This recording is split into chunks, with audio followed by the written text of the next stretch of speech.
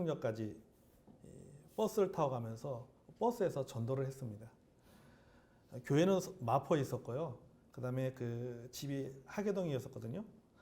교회에서 집까지 버스로 이렇게 가게 되면 1시간 정도 이렇게 이동을 하게 됩니다. 그럼 이제 주일날, 주일 저녁이라든지 또는 뭐 수요일이라든지 이렇게 예배가 끝나고 집에 가기 위해 버스를 타면요. 이 버스 안에서 10분 동안 제가 전도 설교를 했습니다. 주 예수를 믿으라. 그리하면 너와 내 집이 구원을 얻으리라. 여러분 지금 어디로 가고 있습니까? 우리 각자에게는 가는 길에 목적지가 있습니다. 여러분 인생에도 목적지가 있는데 우리의 목적지는 천국에 돼야 됩니다. 그래가지고 뭐 그냥 버스 안에서 성령이 충만해가지고 그냥 침을 튀기면서 성서 침례교 목사가 침을 튀기면 그 침은 성침이죠. 그렇죠? 그냥 침을 튀기면서 제가 복음을 전했습니다. 지금 이렇게 돌이켜보면요. 내게는 그런 시간들이 참 좋은 시간이었어요. 전도에 대한 담대함을 키울 수 있는 그런 훈련의 시간이 되었습니다. 하지만은 버스에 앉아서 제 설교를 듣는, 제가 전하는 이 그 복음의 소식을 듣는 사람들은 어떤 생각을 가지고 있었을까라고 하는 생각을 갖게 돼요. 그들은 과연 나에게는 참 좋은 시간이었는데 듣는 그들은 그것이 참 좋은 시간이라고 생각했을까라고 하는 생각이 드는 거죠. 디모데후서 4장 2절에 보면은 너는 말씀을 전파하라. 때를 얻든지 못 얻든지 항상 힘쓰라고 말씀하고 있습니다. 그러면 이 말씀에 의할 것 같으면 어떤 장소에 있든지 어느 때든지 간에 상관하지 않고 복음을 전해야 되는 것이 아닌가. 이런 생각을 가질 수도 있습니다. 저는 그렇게 생각했어요. 듣는 사람들은 불편하지만은 그래도 그 중에 누군가는 복음을 듣게 되고 예수님을 믿게 되지 않을까라고 하는 기대감도 가져보았습니다. 실제 이런 방법으로 복음을 전하고 그 복음을 듣고 예수 믿은 사람들 또 교회 나가게 된 사람들도 있습니다. 우리는 한국 기독교 초기 역사를 보면요. 일제시대 때 최권능 목사님이라고 있습니다. 이 최권능 목사님은요. 전국을 돌아다니면서 뭐 장터라든지 어디든 간에 전국을 돌아다니면서 그분이 항상 외쳤던 말이 있어요. 예수 천당 불신지요. 이분이 최권능 목사님 주로 쓰던 말입니다. 일제시대 때 예수 천당 불신지요. 이렇게 이것을 외치면서 전국을 돌아다녔습니다. 그 당시에는 이렇게 전도하는 방법이 통했습니다. 이러한 전도하는 방법에 사람들이 반응을 보였습니다. 하지만 21세기를 살아가는 저의 경우를 보면은 이런 방법이 참 지혜롭지 못한 방법이 아니었는가라는 생각이 듭니다. 일제시대 때는 그 당시에는 저도 우리 구한말 때는 예수천당 불신족이라고 외치는 것들이 가능했지만은 과연 21세기를 살아가는 우리의 시대 속에서 여전히 우리가 예수천당 불신지옥을 이야기할 때에 사람들은 그것에 대해서 듣는 사람들은 어떻게 반응할 것인가 라고 하는 것에 대한 의문점이 생기는 것이죠. 여러분은 어떻게 생각합니까? 지하철이나 혹은 역에서 예수천당 불신지옥을 외치는 사람들을 보면 어떤 생각이 듭니까? 어떤 사람들은 참 대단하다는 생각도 아마 할 것 같아요. 사람들의 시선을 의식하지 않고 이 복음을 전하고자 하는 그들의 열정. 적어도 믿는 우리에게는요 도전이 됩니다.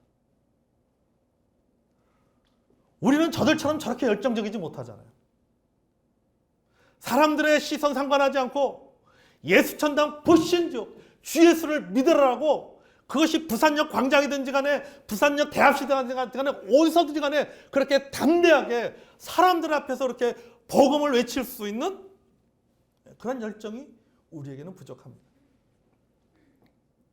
그래서 대부분 믿는 사람들은 저처럼 이렇게 생각할 것 같아요. 야, 참 저 사람 대단하다. 어떻든 간에 참 대단하다. 그 열정이 대단하다. 그렇게 생각할 것 같아요. 그러나 또 반면 한편으로는 또 안 믿는 사람들의 입장에서 봤을 때는 참으로 교양이 없네. 아니 꼭 이 조용한 지하철 안에서 꼭 저렇게 전도를 해야 돼? 아니 뭐 전세 낸 것도 아니고 여기 전세 낸 것도 아니고 믿으려면 자기나 혼자 조용히 믿지. 왜 이렇게 다른 사람들까지 민폐를 끼쳐? 이렇게 생각하는 사람들도 분명히 있을 겁니다. 아마 주로 안 믿는 분들이 이렇게 생각할 것 같아요. 그리고 뭐 우상 숭배하는 분들도 타 종교를 갖고 있는 분들이 이렇게 생각할 수 있어요. 믿으려면 자기는 혼자나 좀 믿지. 예수 천당 불신족 외치려면 교회 예배당이나 가서 그걸 외치지. 왜 사람들이 이렇게 다 민폐 끼치게 막 사람들 다 조용히 있는 데서 말이에요. 시끄럽게 말이에요. 이렇게 아마 굉장히 비판적으로 보는 사람들도 분명히 있습니다. 열정 있다. 아니다. 무례하다. 이렇게 사람들의 생각이 갈립니다. 며칠 전에요. 천안에 사는 어떤 여성분이 저에게 전화를 했어요. 이제 상담을 한 겁니다. 큰 며느리인데 자기가 큰 며느리인데 집안의 제사 때문에 고민하고 있다는 겁니다. 이 일로 형제 사이에 왕따가 되었다고 합니다.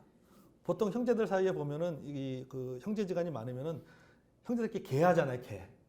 돈 모아가지고 뭐 어디 뭐 여행을 가기 위해서 뭐 돈을 모으잖아요. 거기도 못 하는 거예요. 그러니까 완전 형제지간에도 왕따를 당하는 거예요. 형제 사이도 완전히 왕따가 되었어요. 그래서 이제는 형제들과도 왕래를 다 끊고 산다고 얘기하더라고요. 그래서 어떻게 해야지 좋겠습니까? 라고 저한테 이제 그 질문을 한 거예요. 상담을 한 거예요. 제가 이렇게 말했습니다. 만약에 계속 이런 식으로 나간다면 우리 자매님은 형제들을 전도할 수 있는 기회를 영영 잃어버리고 만다 그랬어요. 그리고 형제들이 이 기독교에 대한, 교회에 대한 엄청난 반감을 가지게 될 것입니다라고 얘기했어요. 우리가 여러분 생각해 봐야 될 문제입니다. 신학자 마틴은 이렇게 말했습니다. 우리 시대의 문제점 중에 하나는 예의 바른 강한 신념이었고, 예의 바른 사람은 강한 신념이었고, 강한 신념을 가진 사람은 예의가 없다는 점이다. 이렇게 말했어요. 그러니까 강한 신념을 지닌 그리스도인은 조용한 지하철에서 또는 역에서 일어나서 복음을 전한다. 그러나 세상의 상식으로 볼 때는 예의가 없다. 반면에 앉아서 그 모습을 지켜보는 그리스도인들은 예의는 바르지만은 강한 신념이 결여된 사람일 수 있다. 그렇게 못하니까. 여러분 어디에 속합니까? 신념은 있는데 예의가 없는가? 아니면은 예의는 있는데 신념이 없습니까? 둘 중에 하나겠죠. 나는 신념이 있는데 예의가 없어. 나는 예의 있는데 신념이 없어. 강한 신념이 없어서 내가 복음을 전하지 못해. 여러분 사실 우리에게는 두 가지가 다 필요한 거예요. 신념도 있어야 됩니다. 또한 예의도 갖춰야 돼요. 자신이 갖고 있는 신념을 교양 있게 표현해야 된다고 하는 것이죠. 그러니까 신념이 내용이라고 한다면은 교양이라고 하는 것은 내가 가지고 있는 그 내용을 전달하는 방법인 겁니다. 여러분 지금의 시대는요 과거와 다릅니다. 과거에는 자신의 종교적인 신념을 자신만의 방식으로 표현하고 전달해도 아무런 문제가 되지 않았어요. 예수 천당 불신족을 외친다고 해서 사람들이 뭐라고 하지 않았습니다. 전혀 문제가 되지 않았어요. 여러분 한번 과거로 돌아가 보십시오. 여러분 70년대 80년대 교회에서 많은 교회에서 심령 부흥회라고 또 부흥회한다고 얼마나 그때 자주 했습니까? 사람들이 노방전도 나갑니다. 전도해주고 기껏 가서 노방전도를 합니다. 만나는 사람들에게 전도해주고 만나는 사람들에게 오늘 저녁에 저희 교회에서 부흥회가 있습니다. 오십시오라고 얘기하고 붙잡고 막 하게도 사람들이 다 들어주었어요. 지금은 부흥회하는 교회들도 많이 없지만 사람들이 듣지 않습니다. 시대가 그만큼 우리가 바뀌었다라고 하는 것이죠. 우리가 살아가는 세상은요, 소위 말해서 다문화 시대, 또 다원주의 시대라고 얘기하잖아요. 다양성이 인정되는 시대에 우리는 살아가고 있습니다.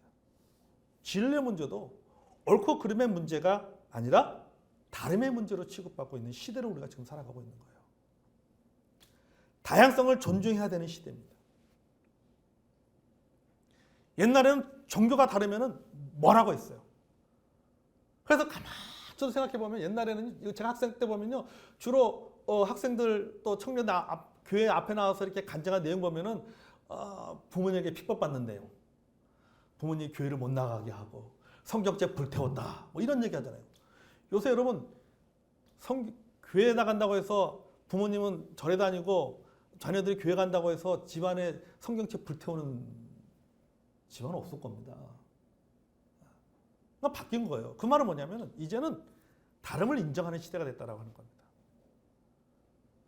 다름을 존중하는 시대가 됐던 거죠. 사람들의 지식 수준이 높아졌기 때문에요, 일방적인 주입이 통하지 않는 시대입니다.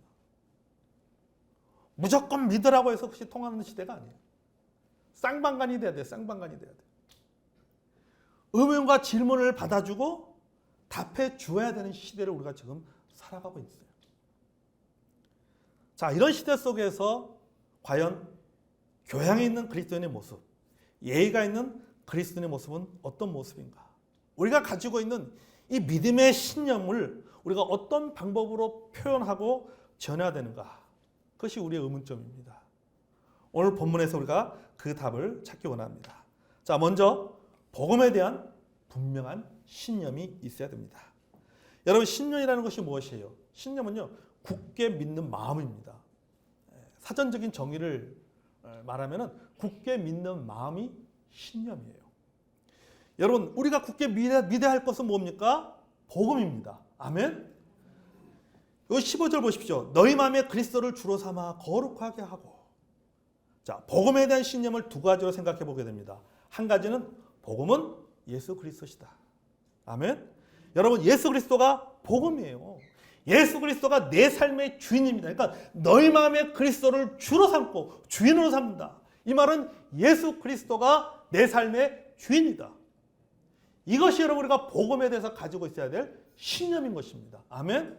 우리는 이런 신념 가운데 살아가야 되는 거예요. 예수 그리스도가 내 인생의 구세주고 내 삶의 주인이시다. 복음은 예수 그리스도를 주인으로 받아들이는 겁니다. 아멘. 누구든지 주의 이름 부른 자는 뭘 받는다? 구원을 받는다고 했잖아요.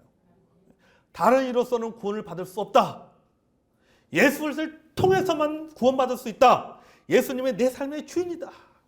여러분, 아무리 다원주의 시대고요, 상대방의 종교를 존중해야 되는 시대라 할지라도 변하지 않는 사실이에요. 이거는요, 누구에게는 변하지 않는 불편한 진실일 수 있습니다. 변하지 않는 신념은 무엇입니까? 예수님을 통해서만 구원받을 수 있다. 아멘. 이것은 여러분 누군가에게는 불편한 진실이지만은 그러나 받아들여야 되는 진실이라는 것입니다. 믿어야 되는 진리라고 하는 사실이에요. 여러분, 우리가 가져야 될 신념이 바로 이거예요. 구원은 예수 그리스도께서 나의 죄를 위해서 십자가에 달려 죽으시고 부활하여 나의 모든 죄를 사해 주셨다는 이 복음에 대한 믿음, 이 믿음을 통해서 우리는 구원을 받는다. 이것이 우리가 가져야 될 복음에 대한 신념입니다. 아멘. 고린전서 15장 3절 4절 말씀, 내가 받은 것을 먼저 너에게 전하노니 이는 성경대로 그리스도께서 우리 죄를 위해 죽으시고 장사지는 바 되었다가 성경대로 사흘 만에 다시 살아나셨다. 아멘. 여러분, 이 복음에 대한 신념에는요, 교양도 필요 없는 거예요. 예의도 필요 없습니다. 양보가 필요 없습니다. 이것은요, 시대와 민족과 문화와 종교를 초월하는 절대적인 진리인 것입니다. 아멘. 우리가 이것에 대한 분명한 신념을 가지고 있어야 되는 거예요. 또 하나는 복음을 통한 거룩함입니다. 즉 변화예요. 하나는 복음에 대한 신념이 뭡니까? 예수 그리스도가 복음이다. 또 하나는 그 복음을 통한 거룩함, 즉 변화. 이거에 대한 신념이 우리에게 있어야 돼요. 여러분, 사람은요, 저마다 변화를 꿈꾸면서 삽니다. 좀 더 나은 모습으로 발전하고 변화되기를 원합니다. 그런 욕망이 있어요. 그런데 여러분, 이것이 내 생각처럼 쉽지가 않잖아요. 변화된다고 하는 게. 변화의 방법은 하나밖에 없어요. 만나야 변화됩니다. 만나지 않으면 변하지 않습니다. 만나야 변화되는 거예요. 그런데 만나야 변화되는데 잘 만나야 되는 거죠. 악인을 만나면은 악한 사람이 되는 겁니다. 선인을 만나면 착한 사람이 됩니다. 예수님을 만나면 하나님의 자녀로 변화됩니다. 아멘. 예수님 만나면 구원받는 겁니다. 그런데 예수님 만나면 구원받을 뿐만 아니라 그리고 한 단계 더 나가서 거룩해진다라고 하는 겁니다. 생각이 변화되고 언어가 변화되고 행동이 변화되는 거예요. 삶이 변화되는 겁니다. 그러니까 복음은 뭐냐? 복음은 예수 그리스도를 만나는 것이고 예수 그리스도를 만나면 거룩해진다. 거룩해진다라고 하는 것은 성품이 변한다는 겁니다. 성품이 변하면 삶이 변합니다. 삶이 변하면 환경이 변하는 거예요. 그래서 우리가 가져야 될 복음에 대한 신념 뭡니까? 예수 그리스도를 만나면 변한다. 거룩하게 된다. 여기에 대한 신념입니다. 그러니까 우리 주변에 어떤 문제를 안고 있는 사람들, 우리가 그들에게 전해야 될 복음, 우리가 그들에게 신념을 가지고 전해야 될 복음의 내용 중에 하나가 뭐냐면 예수 그리스도를 만나면 변합니다. 저를 보십시오. 변하지 않았습니다. 이렇게 말하는 거죠. 여러분, 기적은요 멀리 있는 것이 아닙니다. 기적은 멀리 있잖아요. 죽은 자가 살아나고 병든 자가 죽을 병에 걸린 사람이 치유되는 것만이 기적이 아니에요. 예수 믿고 구원받은 내가 기적입니다. 아멘. 변화된 내가 기적이에요. 이 자리에 예배 시간에 이 자리에 앉아 있는 내가 기적이라니까요. 아멘. 헌금 드리면서 졸면서도 끝까지 설교를 듣는 내가 기적이에요. 아멘. 내가 기적이에요. 졸면서도 끝까지 듣잖아요. 여러분, 복음이 우리를 이렇게 변화시켰습니다. 아멘. 이렇게 변화시켰습니다. 여러분, 우리에게는요 복음에 대한 이와 같은 신념이 있어야 됩니다. 예수 그리스도를 주님으로 받아들여 구원받고 인생이 변화된다. 자, 그렇다면 이런 신념을 가진 우리의 태도는 어떻게 해야 되느냐? 둘째, 교양을 갖춰야 된다라고 하는 거예요. 교양은 곧 인격입니다. 여러분, 우리가 저 사람 참 교양 있는 사람이다. 참 교양 있네. 품격이 있는데. 이런 말을 사용할 때 그게 무슨 뜻이에요? 야, 저 사람은 대학에서 교양 과목 학점을 A를 다 맞았어. 교양 공부를 많이 했구나. 저 사람 참 지식이 많은 사람이구나. 저 사람 알고 있는 게 너무 많은 사람인 것 같아. 이런 의미로 우리가 저 사람을 교양 있는 사람이네 이런 의미로 사용하는 것이 아니잖아요. 우리 흔히 일반적으로 우리가 어떤 사람에서 저 사람 참 교양 있는 사람이네, 교양을 좀 갖췄네 라고 말할 때 어떤 의미로 사용합니까? 예의 바르다, 공손하다, 인격적이다. 주로 태도와 관련해서 이 단어를 사용합니다. 그렇잖아요. 태도와 관련해서 이 문장을 사용하는 것이지 지식이 많이 있다고 해서 저 사람 참 교양이 있는 사람 이렇게 말하지 않습니다. 여러분, 복음이 신념이라면요, 교양은 무엇이냐? 교양은 신념을 전하는 태도예요. 복음의 신념을 표현하는 방법입니다. 자, 복음의 신념을 가지고 우리가 가져야 될 교양 있는 태도가 무엇인가? 본문을 다시 볼까요? 너희 속에 있는 소망에 관한 이유를 묻는 자에게는 대답할 것을 항상 준비하되 온유와 두려움으로 하고. 아멘. 자, 이게 온유와 두려움이라고 했죠? 이 부분을 메시지 성경은요 이렇게 번역했어요. 최대한 예의를 갖추고 답변하라. 이렇게 번역을 했습니다. 그러니까 내가 가지고 있는, 내가 믿고 있는, 내가 확신하고 있는 이 복음을 사람들에게 말할 때에 뭐를 갖추고 하라는 거예요? 최대한 예의를 갖추고 말하라는 거예요. 여러분, 예의는요 말투나 몸가짐을 보면 알 수 있습니다. 말의 내용보다 더 중요한 것이, 제가 항상 하잖아요. 말의 내용보다 더 중요한 것이 말투다 그랬어요. 사실보다 더 중요한 것은 사실을 말할 때의 태도예요. 이게 더 중요해요. 태도가 안 좋으면요 사실은 묻혀버리는 거예요. 완전히 묻혀버립니다. 여러분, 말투나 태도가 기분 나쁘면요 사람들은요 그 사실을 들으려고 하지 않는 거예요. 이것은 마치 내가 정성스럽게 아주 맛있는 갈비찜을 만들어 가지고는 그 갈비찜을요 더러운 그릇에 주는 것과 똑같은 거예요. 아무리 갈비찜이 맛있어도 더러운 그릇에 담아 나오는 갈비찜은요 안 먹습니다. 여러분 먹겠어요? 절대로 안 먹습니다. 갈비찜 때문이 아니에요. 뭐 때문에요? 그릇 때문이에요. 그릇 때문에.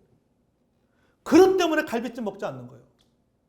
우리가 아무리 예수 그리스도를 통해서만이 구원받는다. 예수 믿으면 구원받는다. 여러분이 안고 있는 그 문제 예수 믿으면 여러분의 문제가 해결됩니다. 변화되기 원하면 예수 믿어야 됩니다라고 아무리가 이 복음의 신념을 가지고 외쳐도 그 복음을 외치는 그 태도에 문제가 있으면 사람들은 그 내용에 관심을 갖는 것이 아니라 그 태도를 보고 거부하는 거예요. 복음이 죽고 사는 영혼의 문제이고 진리의 문제라 해도 복음을 전달하는 사람의 태도가 불량하고 예의 바르지 못하면 거부하는 거예요. 너나 잘 믿으세요.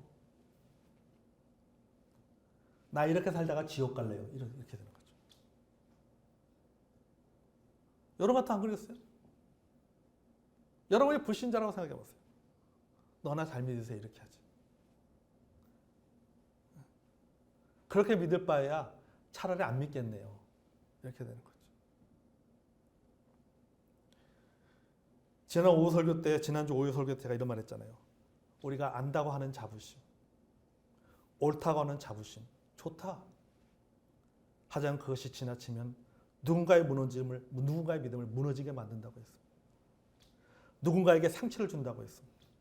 누군가는 교회를 떠나고 누군가는 신앙을 떠나게 한다고 했습니다. 이 말은 뭐예요? 우리가 자부심을 갖는 것은 좋지만 상대에 대한 예의도 필요하다고 하는 거죠. 이것이 성숙한 그리스도인의 모습인 거예요. 그가 믿고 있는 종교나 신념을 인정하고 받아주겠다는 뜻이 아닙니다. 그를 존중한다는 의미예요. 그를 인격적으로 존중해 줘야 된다고 하는 것이죠. 그가 나와 다른 이론을 가지고 있고 나와 다른 종교를 갖고 있고 그가 우상 숭배자라 할지라도 우리는 그를 존중해 주어야 됩니다. 왜냐하면 그도 하나님의 형상으로 지음받은 존재이기 때문이에요. 예수님께서 핏값을 지불하고 사신 사람이고 구원받을 영혼이기 때문에 나와 다른 세상에 사는 사람이라고 생각해서는 안 되는 거예요. 그들에게도 그도 우리가 존중해 줘야 되는 거예요. 그게 바로 복음의 신념을 가지고 있는 교양 있는 그리스도인의 모습인 겁니다. 아멘. 여러분, 우리 예수 믿는 사람들은요, 소위 말해 속된 말로 싸가지가 있어야 돼요. 싸가지. 여러분이 싸가지의 원래의 뜻은요, 사가지입니다. 사가지. 네 가지라는 뜻이에요. 이 사가지가 너무 세게 발라드니까 싸가지가 된 거예요. 그러니까 예수 믿는 사람은 네 가지가 있어야 된다는 뜻이에요. 이 네 가지가 뭐냐면 인간이 가져야 될 네 가지의 도리를 말하는 겁니다. 인, 의, 예, 지를 말하는 거예요. 어질고, 의롭고, 예의 바르고, 지식을 갖춘 인, 의, 예, 지. 여러분, 이 네 가지는요, 우리 한국 사람들이 가지고 있는 정서입니다. 그리고 기본 도리예요. 그래서 우리 한국 사람들의 정서, 한국 사람들이 생각하는 이 기본 도리, 인, 의, 예, 지라고 하는 이것에 부족할 때 사람들이 소위 말해서 저 인간 싸가지 없다라고 얘기하는 거예요. 여러분, 아무리 우리가 믿고 있는 이 복음이라 할지라도 그 복음을 전하는 방법에 있어서 싸가지가 없으면요, 그 복음을 받아들이지 않습니다. 여러분, 그들은 절대 믿지 않아요. 싸가지 있게 전하는 복음을 믿습니다. 아멘. 복음을 전하는데 싸가지가 없으면 안 믿는다는 거죠. 오히려 여러분, 싸가지 없이 복음을 전하는 건 뭐냐? 그건 복음의 장애꾼이 되는 거예요. 손봉호 교수가 이렇게 얘기했어요. 한국의 기독교는 주변으로 밀려난 종교가 되었다라고 했어요. 이렇게 된 원인이 뭐냐면요, 이 복음은 절대적인 진리고 복음은 배타적인 진리의 문제라고 하는 이 본질적인 이유 때문에 이 복음이라는 것이 모든 것도 왜 예수 그리스도를 통해서만이 구원받을 수 있다. 다른 종교에는 구원이 없다. 오직 예수 그리스도를 통해서만이 구원받을 수 있다라고 하는 이 배타적인 진리 때문에 이 기독교가 주변으로 밀려난 종교가 됐다는 얘기가 아닙니다. 그럼 무엇 때문에 이 한국의 기독교가 주변으로 밀려난 종교가 되었는가 하면요. 복음의 문제가 아니라 복음에 대한 신념을 가진 그리스도인의 태도의 문제 때문이라고 하는 거예요. 태도의 문제 때문에 주변으로 밀려난 종교가 되었다고 하는 거예요. 여러분 보세요. 지금 복음 전하기 얼마나 힘듭니까? 우리 스스로도 위축되잖아요. 뉴스에 나오는 거 보세요. 뭐 이런저런 많은 얘기들이 나옵니다. 사실은 우리 한국교회 전체에 비하면요. 아주 0.000%밖에 안 되는 아주 작은 어떤 그 교회의 일인데 그 교회의 일이 교회 문제가 그 교회 장치 마치 한국교회 전체의 문제인 것처럼 그렇게 방송을 통해서 나오고 있잖아요. 몇몇 목사의 문제가 한국교회 전체 목사의 문제인 것처럼 나오고 있잖아요. 몇몇 사람들의 잘못된 믿는 사람들의 문제가 우리 한국에 있는 모든 믿는 기독교인들의 문제인 것처럼 그렇게 방송을 통해서 나오고 또 사람들은 그렇게 믿고 있어요. 참 그럴 때는 복음 전해가 쉽지 않습니다.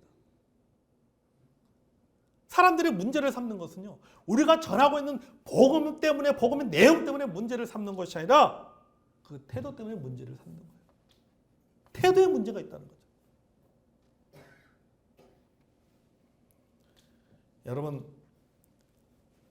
복음의 문제가 아닙니다. 복음에 대한 신념을 가진 그리스도인의 태도의 문제예요.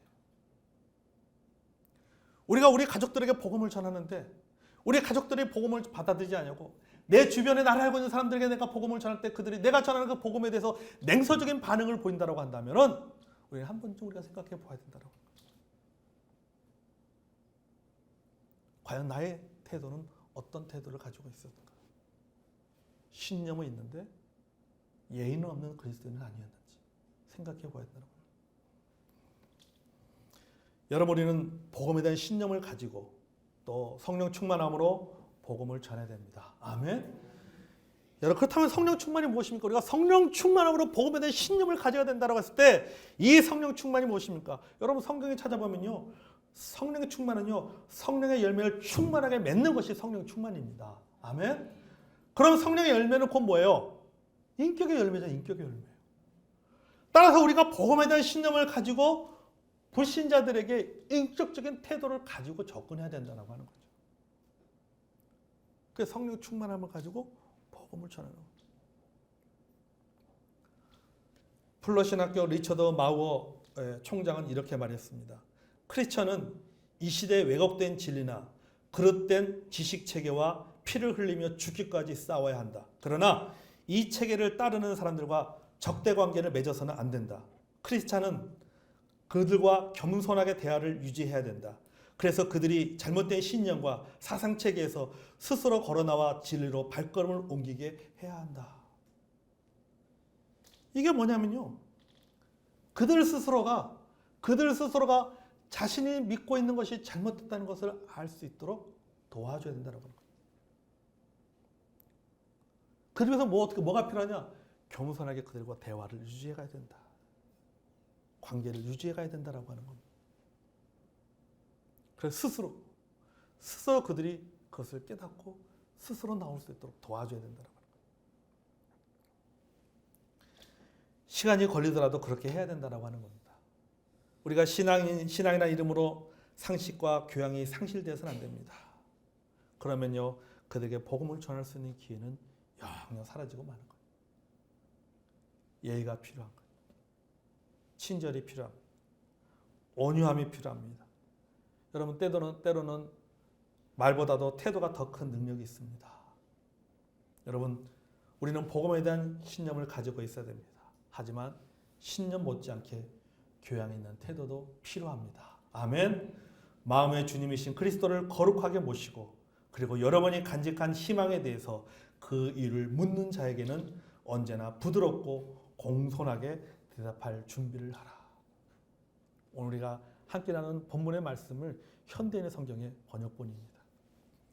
여러분, 복음에 대한 신념 가지고 있어야 됩니다. 아멘? 여러분, 우리에게는요, 복음에 대한 신념이 있잖아요. 아멘? 변하지 않는 복음에 대한 신념이 있습니다. 이제 우리에게 대해 뭐예요? 그 복음에 대한 신념을 어떻게? 교양 있게, 예의 바르게, 본문의 말씀처럼 온유와 두려움으로 우리가 그들에게 복음을 전해서 그들이 예수 그리스도를 영접하는 그런 놀라운 기쁨들을 경험할 수 있도록 도와주는 저 여러분이 되기를 원합니다. 아멘. 그게 21세기를 살아가는 그리스도인의 교양인 것입니다. 기도하겠습니다.